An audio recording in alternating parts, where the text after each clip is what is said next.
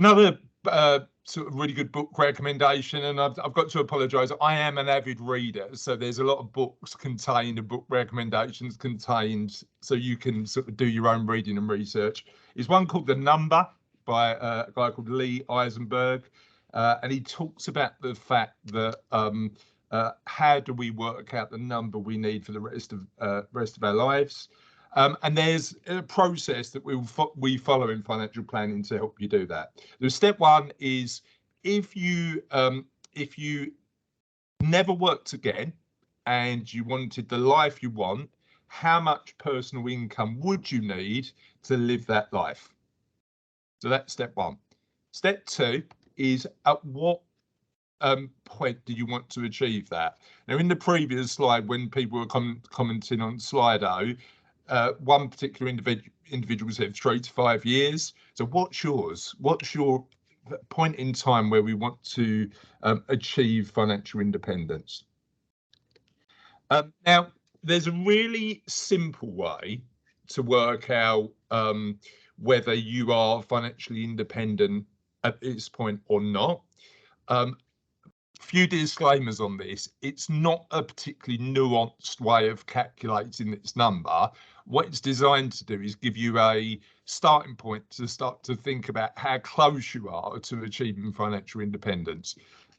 It's called the 4% rule, and it's really simple. So effectively, you take the amount of income you think going to need every year.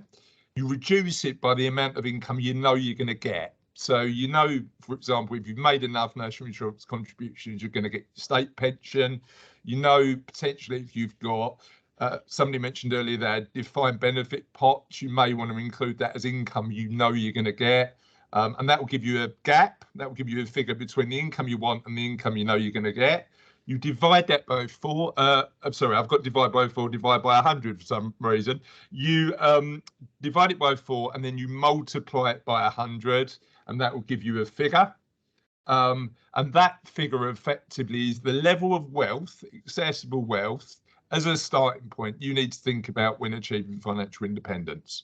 Now, the challenge you've got with the 4% rule, as I said, it's not particularly nuanced, and it's designed to be a number that gives you a starting point to the level of wealth you might want to achieve. And it makes a bunch of assumptions, many of which won't be true in your life, but it does give you a first initial thought. And without speaking to somebody like me who will add all the nuance, it will give you a starting point to see where you are.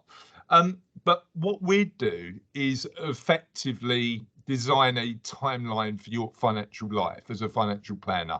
So when you come in and speak to somebody about financial planning, it shouldn't only be about the product. It should firstly start with building a lifetime financial strategy to make sure that you're never going to run out of money again.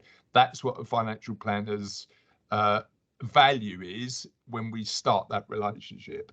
And this example that you can see here is somebody who's building up wealth, continuing to accumulate wealth, and is at a point where they're going to run out at some point. Now, we've got clients whose financial plans look very similar to this, but knowing that you're going to run out at some point allows you to then take action. So understanding and having the clarity of where you sit financially and whether you're going to run out or not, then allows you to go, right, actually, I need to make some changes. And those changes might mean that income assumption that I wanted, I'm just not going to achieve, or I need to work a bit longer, or I need to save more. But we've got options, and the starting point is having the clarity of the plan so that we can use those. We know what we need to do. In an ideal world, that's the financial plan of somebody who will never run out of money again. So they'll build wealth, they'll spend it over time, but they'll get to 110. If they get to 110, still having money in the pot.